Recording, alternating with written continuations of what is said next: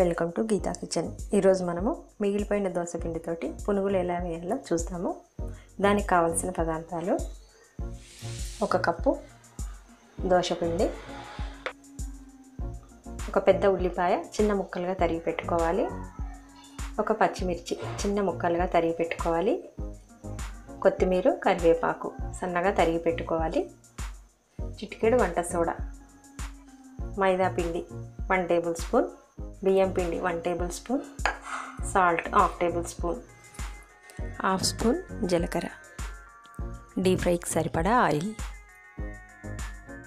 ఒక బౌల్ తీసుకొని దీంట్లో దోస పిండి వేసుకుందాము.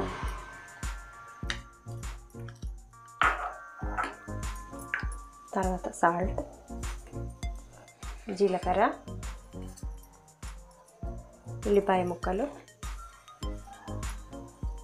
పచ్చిమిర్చి ముక్కలు, కొత్తిమీర, కరివేపాకు వేసుకొని కలుపుకోవాలి.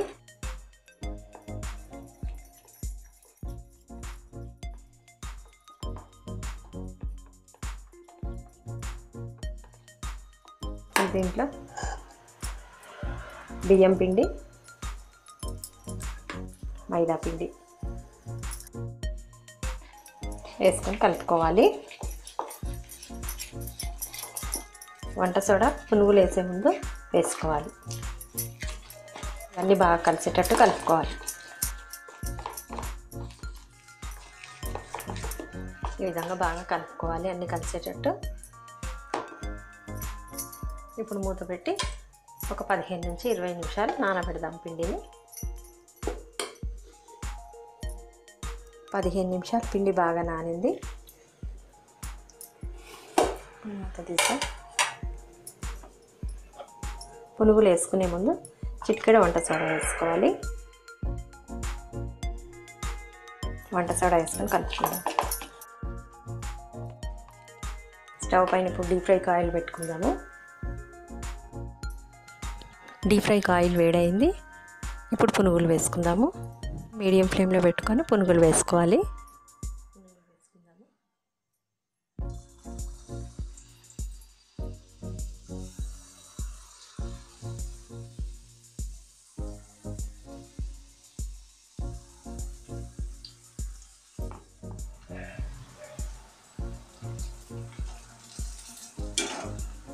వీటిని ఆయిల్లో అటు ఇటు తిప్పుకుంటూ ఫ్రై చేసుకోవాలి.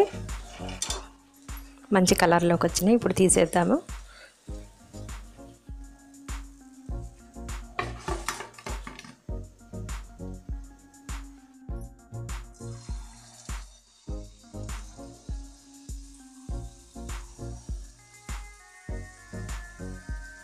అలాగే మిగిలిన అన్ని పునుగులు చేద్దాము.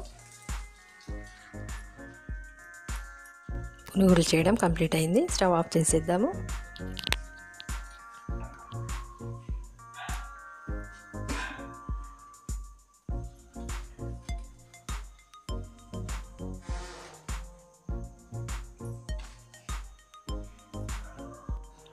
దోసపిండి పునుగులు చేయడం కంప్లీట్ అయింది.